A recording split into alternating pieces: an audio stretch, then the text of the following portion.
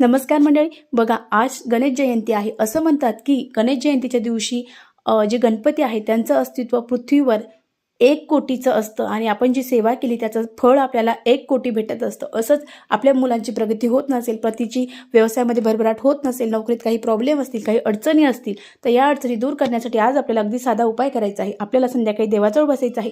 1 खोबऱ्याची वाटी घ्यायची आहे. त्यामध्ये आपल्याला 5 भीमसेनी कापूर, त्यानंतर 2 अख्ख्या लवंगा, त्यानंतर पिवळी मोहरी आणि थोडीशी काळी तीळ टाकायची आहे. आणि त्यासोबतच आपल्याला शुद्ध गाईच्या गावरान तूप टाकायचं आहे. नसेल तर ठीक आहे. हा आपल्याला देवाजवळ बसून आपला जो मुलगा आहे किंवा पती आहे किंवा मुलगी आहे त्यांच्यावरून आपल्याला 2 वेळेस उतरायचं आहे आणि ते देवाजवळ ठेवून आपल्याला पेटवायचं आहे. पेटवल्यानंतर ते तसंच हातात घेऊन आपल्याला घराच्या बाहेर जायचं आहे. घराच्या बाहेर गेल्यानंतर ते तसंच तिथं पेटू द्यायचं आणि त्यानंतर ते तिथंच ठेवून दुसऱ्या दिवशी सकाळी आपल्या ते जे खोबरं आहे ते तसंच एखाद्या झाडाखाली टाकून द्यायचं आहे. याने तुमच्या घरातील नकारात्मकता ज्याही